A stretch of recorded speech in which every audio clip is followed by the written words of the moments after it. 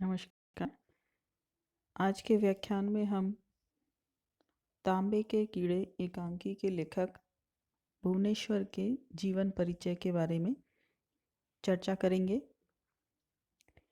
19वीं शताब्दी की शुरुआत में इस रचनाकार ने जन्म लिया, मगर उसने अपने जीवन के खेल में अर्धशतकीय पारी भी नहीं खेली, यानी उनका देहांत जल्दी ही हो गया।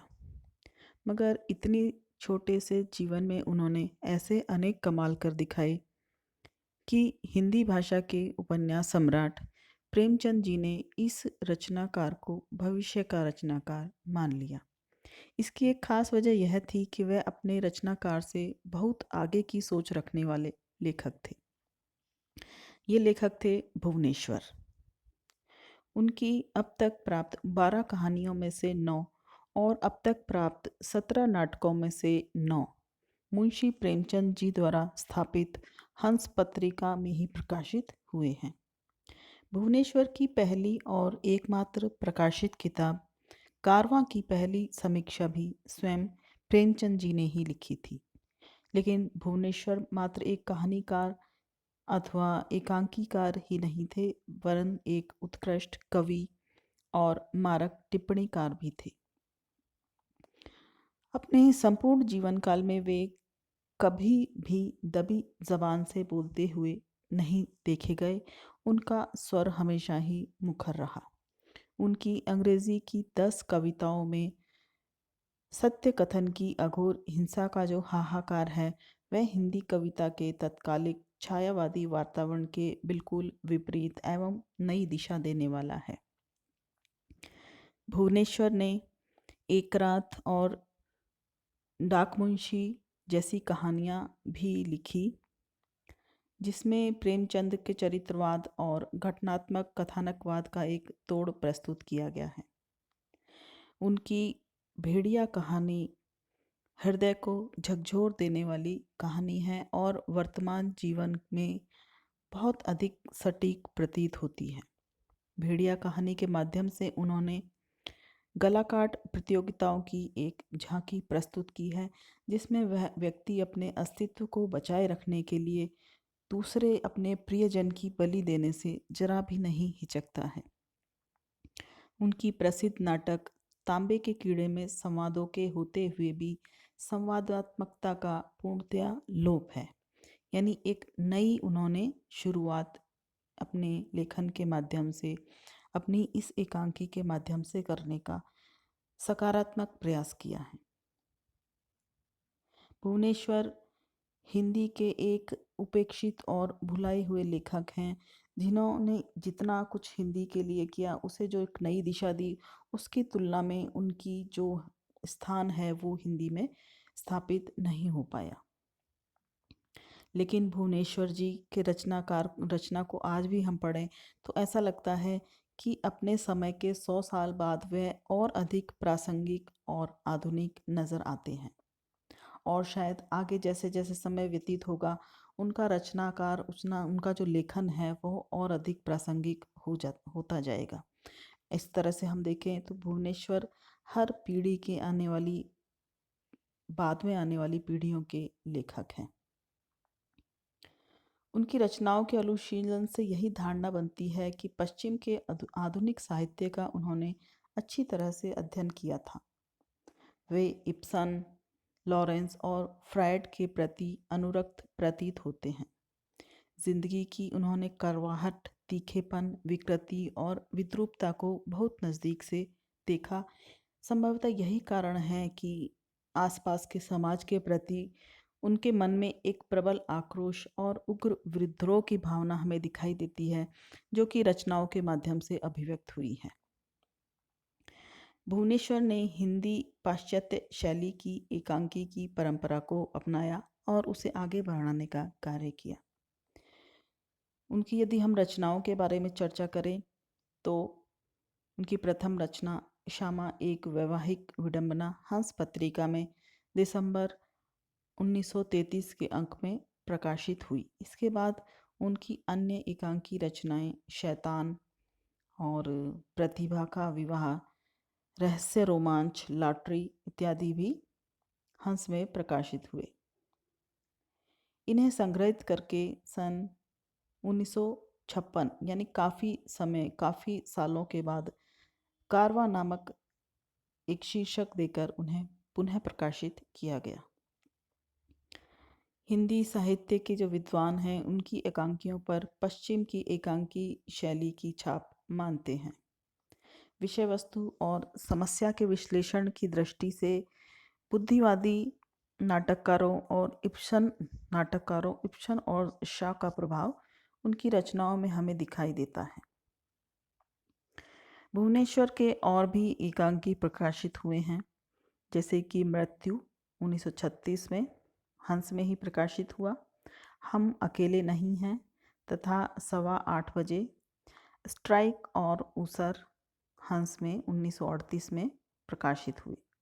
इन रचनाओं में उनकी दृष्टि का विस्तार देखने को मिलता है। यौन समस्या एवं प्रेम के त्रिकोण से ऊपर उठकर उन्होंने समाज के दुख दर्द को भी देखने का प्रयास किया है। वर्ष 1938 में सुमित्रा नंदन पंत द्वारा संपादित रूपाभ पत्रिका में उन्होंने एक बड़े नाटक आदमखोर का पहला अंक प्रकाशित करवाया।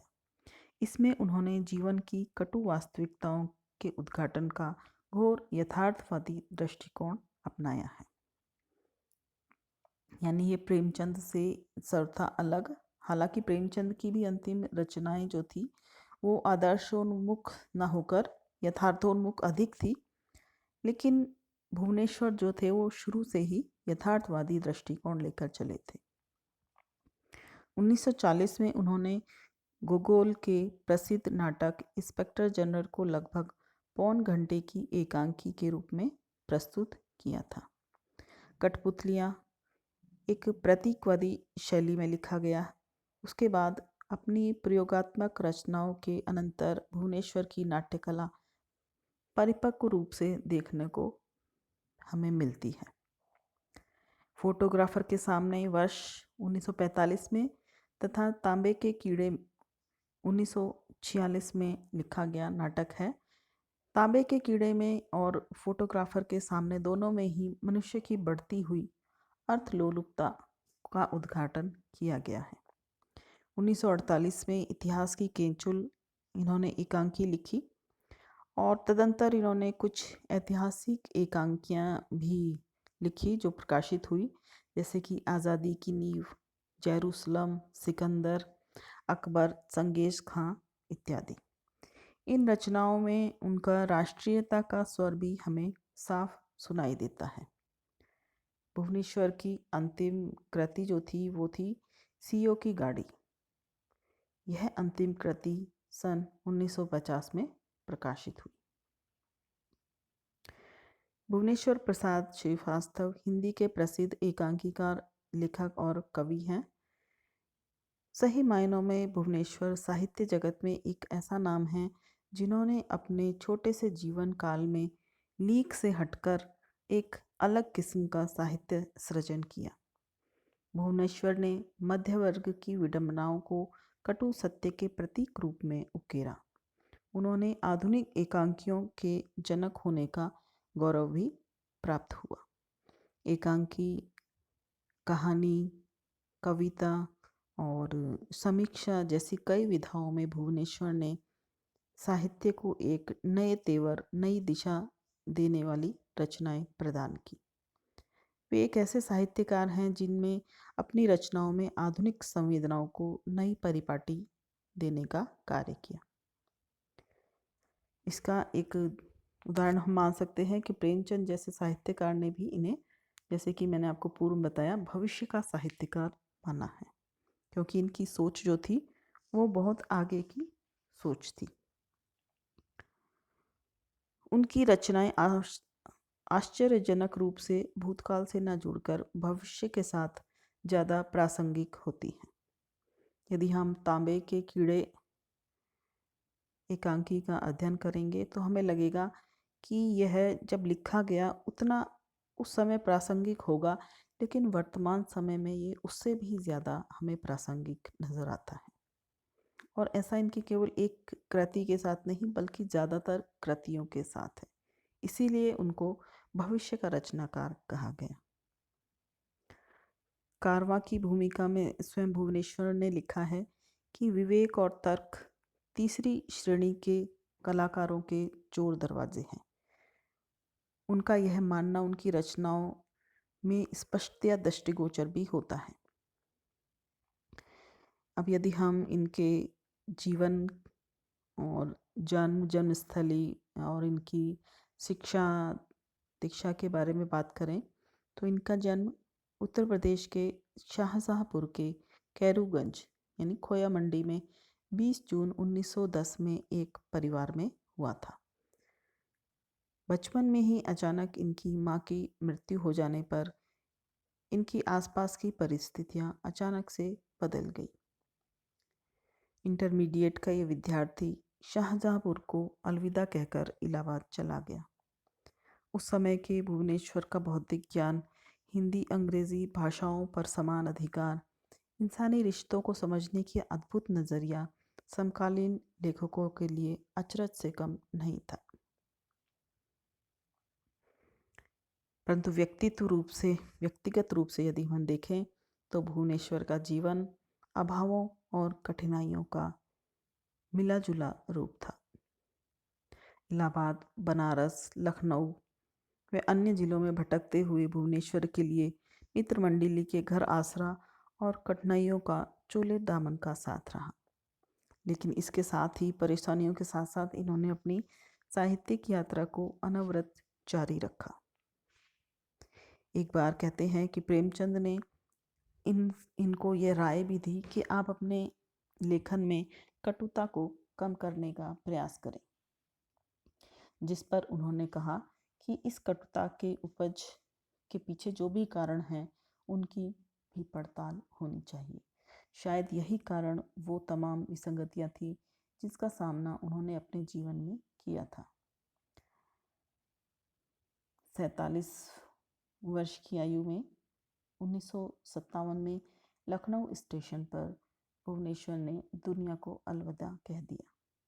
भुवनेश्वर की नियति पर रघुवीर साहे की टिप्पणी सर्वाधिक सटीक प्रतीत होती है कि उसके साथ समाज ने जो किया वह सच बोलने और सच्चे होने की एक समाज द्वारा दी गई ऐसी सज़ा है जो अपने को गुलामी से निकालकर आज़ाद होने के विरुद्ध था। इस प्रकार हम देखते हैं भुवनेश्वर की साहित्यिक साधना बहुआयामी है। कहानी, एकांकी, कविता, समीक्षा, सब में एक हमें नए कलेवर का एहसास होता है और उनकी रचनाएं निश्चित रूप से हिंदी साहित्य में अमर हैं।